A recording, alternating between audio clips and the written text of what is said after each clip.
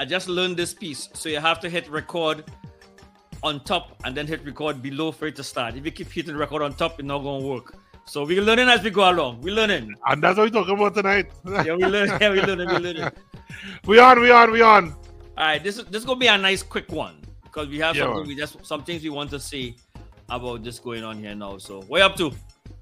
Boy, I can see clearly now the rain has fallen. Yeah, in Trinidad and Tobago, you know, we were on yellow alert. And boy, that rainy season coming for the newlyweds, the romantics, I mean, it was a swell time. What about the farmers? You don't care about the farmers? Yeah. Is that about the farmers? I care about them as well. You know, as well. Up here, it kind of we have a kind of similar weather up here right now. Not as much as rain as I think it is in Trinidad, but we have some rain going on up here right now, up in New York. So. And you know, with all good culture, creative and calypso, we look at analogies and metaphors. So when the rain comes, we need the rain, we need the water. One, it wets everybody, and it affects each of us differently. Correct. So those of us who have a nice roof with good guttering and a rainwater system, we're glad to fill the tanks. Mm-hmm. Those of us who never bother to patch the holes in or replace the galvanized will be under some pressure. Similarly, those who have good lawyers and plan well are able to stand on 2 feet. Yeah, and even the people now, what is he saying? You know better than me. You are the average of how many people in your circle? It is not entirely accurate, but I understand what you say. But I heard it before. But I heard it, I think, a little differently. Yeah. So there are many anecdotes. Show me your friends. I'll tell you who you are. And even as students, we know you keep yourself in certain company, not necessarily people who boost your ego and tell you the things you want to hear, but people you can learn from. Right. And who probably know a few things you don't. Right. So let me go right into it one time. Yeah, man. Auntie Patsy. Yeah. People, all you're wrong. I like to get to the point one time. Yeah. I think it's more. It is more about what's right and wrong, but I think it gives some perspective of I think where we are. Are we ready for the real world? Are we ready for real world situations? Yeah. And I'm concerned that the discussion we're having around this demonstrates that we're not ready for a lot of things. Yeah. Are we ready for success? You know, and because success, any kind of acquisition comes with some responsibility, knowledge, awareness. You know, like they say, proverbially, ignorance of the law is no excuse. Ignorance of the law is no excuse. You know, and it's unfortunate that sometimes we have to feel the symptom of a condition to know that we have a disease. But I think these indicators are something that should be embraced. And we should be spending more time learning from it, making adjustments, ensuring that we don't get ourselves in these situations individually or collectively as we go forward, as opposed to blaming the player and not understanding the game. Right. And I think there's a big part about this too, because I think what a lot of people got caught up in is the sentiment of Auntie Patsy, Stalin's wife.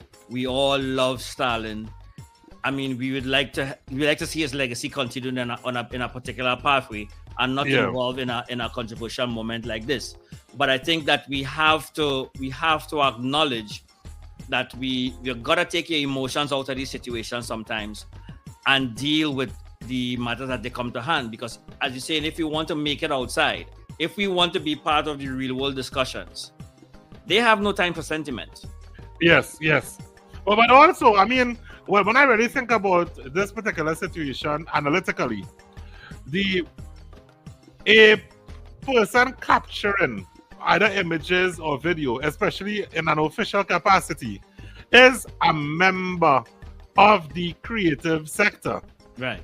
Is a member of the creative industries, because there are corners on this planet that persons only become aware of our culture because of the work of videographers and photographers. Right. So, and I think a big part of it too is like what they jump to in recognizing the videographers and even photographers as actual professions, and the Yes. work that they do is a profession is not. It is exactly like how a musician will consider his score sheet, a singer will consider the song, a songwriter will consider the song that somebody else sang. Like these are owned works of people. You may not like the content as similar you may not like a song, but because I don't like your song doesn't mean I could go sing it or I could diss your song or do anything with your song that will interfere with your rights into the song. Similarly with artwork. In Trinidad and Tobago, some of our socio-cultural behaviors are coming to bite us. Because the idea of getting a blind of certain laws not being enforced really puts you in a comfort zone. Mhm. And the fact that there were other photographers over the years who would not have taken such action would lead you to believe that, well, okay, that's just something on the books. Right. But it's not going to be enforced. Right. You know, but we should always err on the side of caution. And the thing about it is like and remember I was talking to you about my guy the other day, Max. We gotta do a show about Max. And we were talking about like the old calypsos and stuff like that and like what the work represented. And calypsonians already touched on this. Scrunta. Yes. You want me to sing in She Party? What it was about. All she Yes. did was put his name up. He didn't sing. Yes. It's a similar situation. So we can't condemn that, and as artists stand up to people using our names. Yeah. But then there's another perspective on the positive or productive side. When success comes, that's usually when that guy who was just hanging out in the studio, who might have just made an arbitrary suggestion, he is cool and fine, not getting any credit until that song becomes successful. a $10 million hit. Right. Correct. And then he comes back at you, remember that line? And that was my idea. Hey, you remember? Yep. I was there. You remember? And this one was there, and that one was there, and everything. So we are so informal. We're so informal and friendly, you know, until such time. So, I mean, even right now, in my capacity as an educator, talent coach, and so on, I warn, you know, clients to not get too comfortable and complacent with persons you have relationships with. Because a big part of it, like what happened was the relationships that people would have had with the wife of the late Black Stallion. I think there was a form of exploitation that happened there, because to use her name as a producer of the show was clearly to benefit from the association that she had with the artist. Yes, with the artist, right? And I mean, she always, even when he was alive, she was always a favorable personality. Like nobody ever say anything negative about Auntie Patsy. You know, she would just snap her crowd, was right there, cool. That was it, right? But you can't have a situation where, on one hand, it's okay to use her name as the producer of the show, and then claim, on the other hand, when the suit happens, that age and health becomes a factor. It can't go both ways. You can't have it both ways. Like, if there's a responsibility here, then you got to own up to the responsibility on this end. And I think that was the unfortunate part about the whole thing, because I don't think that her name should have been there in that capacity. And especially when you know lawyers would have reached out. And once they have communication, okay, they will have communication with her. I'm pretty confident that she would have passed on that communication to other people. Okay, they reached out to her or whatever, or this person said this person said or whatever, and it would have been the decision of others to ignore. What is also of concern to me by many of the statements being shared and the contributions being made is that we have a situation in the world where it is not unusual for laws to be revisited and even repealed or adjusted or amended Because times change, cultures change, and all these factors weigh in. Therefore, if we believe that we're in a time where the law governing this issue needs to be addressed, then that becomes what the issue should really be about. What the referendum and all of that should really be about. I'm gonna push back on that a bit because I mean I don't think that this is this is not a situation where the law is silent. There are guidelines to what happened. Like it's not a situation where we don't have something that says okay, right or wrong. That's why he was able to get judgment. The law is clear. This is my work. There is no ambiguity about what are the consequences if you use somebody's work without permission. So we don't need to do that even in this situation. Like it's clear. Yeah, no, my point really is that if persons are taking issue with the spirit of the law, then what the move should be is to make steps towards adjusting, amending, or even repealing that law, as opposed to holding someone who is using an existing law. Right. And really demonizing this person.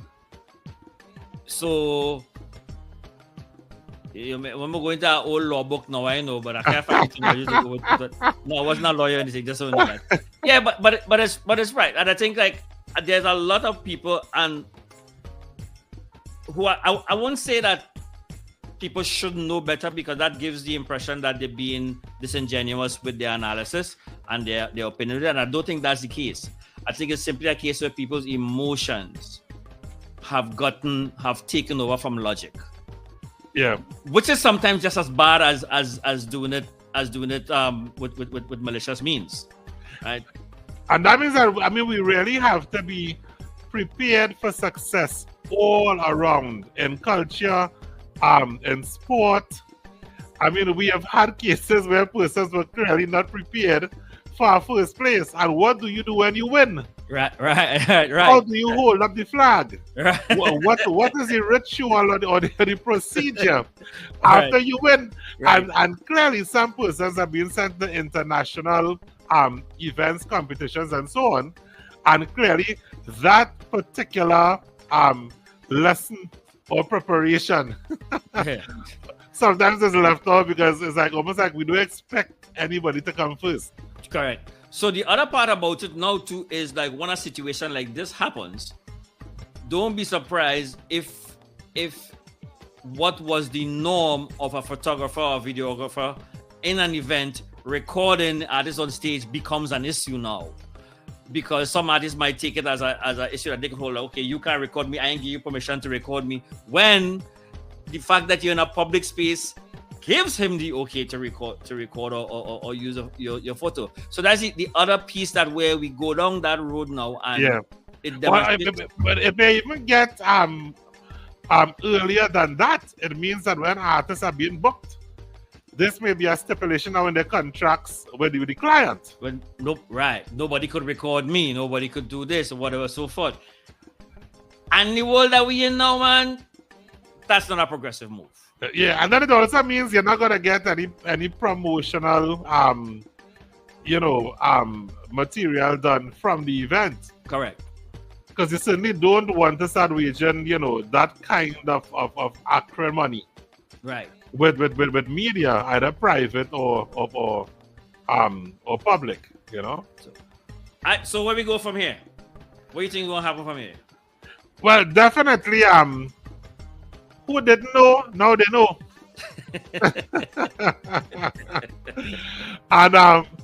And some folks may not accept. Some people have actually said publicly they understand it's the law, but that's not the issue, and they get into the sentiment and don't want to accept what it is. Like any other scenario, professionally, you have the option to accept or not, and if you don't accept, then there are consequences to that as well. Right. So I think this is one we could just watch and see where it lands. Right now, the jazz shows, for example, those they actually have an area for photos, red carpet. with a nice decorated area, and persons come to the event with a fancy dan to get their photos taken by a professional photographer, good light with an expensive camera. Well, the picture had to be good enough that they wanted to use it, eh?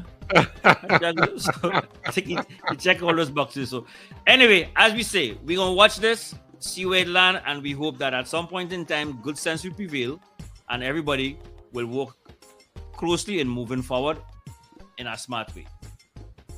Backstage with Joey Hansen. We out.